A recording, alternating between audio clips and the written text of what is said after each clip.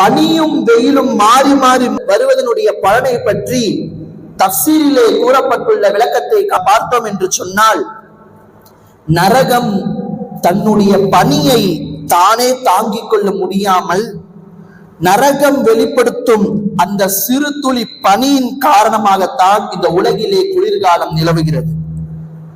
நமக்கெல்லாம் பொதுவாக தெரிந்த ஒன்று, நரகம் என்றாலே சுட்டரிக்கக்கூடிய வெப்பம் நிறைந்த ஒரு பகுதி என்றுதான் நாம் பெரும்பாலும் கேள்விப்பட்டிருக்கிறோம். நரகம் என்றாலே அங்கே தீக்குழம்பு இருக்கும், அதனுள் பயங்கரமான வெப்பம் இருக்கும் என்றெல்லாம் நாம் கேட்டிருப்போம். ஆனால் அந்த நரகத்திலே எந்த அளவு வெப்பம் உள்ளதோ 1000 மடங்கு அதிகமாக குளிர் உள்ளது அந்த நரகத்திலே. அப்ப நமக்கெல்லாம் இதில் நமக்கு தெரியக்கூடிய விஷயம், பல தூரங்களுக்கு அப்பாற்பட்டு இருக்கக்கூடிய அந்த நரகத்தினுடைய வெப்பமும் அந்த நரகத்தினுடைய குளிரும் தான் இந்த உலகிலே குளிர்காலத்தையும் அதே போன்று வெயில் காலத்தையும் கொண்டு வந்து சேர்க்கிறது. இதெல்லாம் நரகத்தினுடைய தாக்கம்.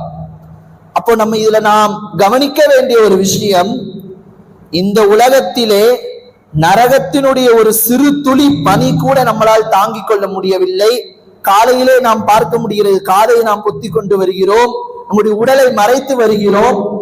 இந்த சாதாரண நரகத்தினுடைய ஒரு சிறிதளவு பனியை கூட நம்மளால் தாங்கிக் கொள்ள முடியவில்லை. வெயில் காலம் வந்துவிட்டது என்று சொன்னால் நாம் குளிர்ந்த பிரதேசங்களுக்கு நாம் செல்கிறோம். காரணம், நரகத்தினுடைய இந்த சிறு துளி வெப்பத்தை கூட நம்மளால் தாங்கிக் கொள்ள முடியவில்லையே.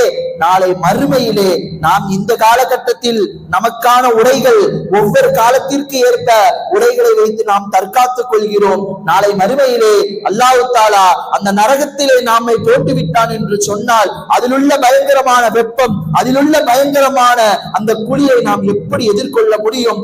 எந்த விஷயத்தை கொண்டு நாளை அந்த நரகத்திலே நாம் எதிர்கொள்ள முடியும் என்பதை சற்று கவனிக்க வேண்டும்.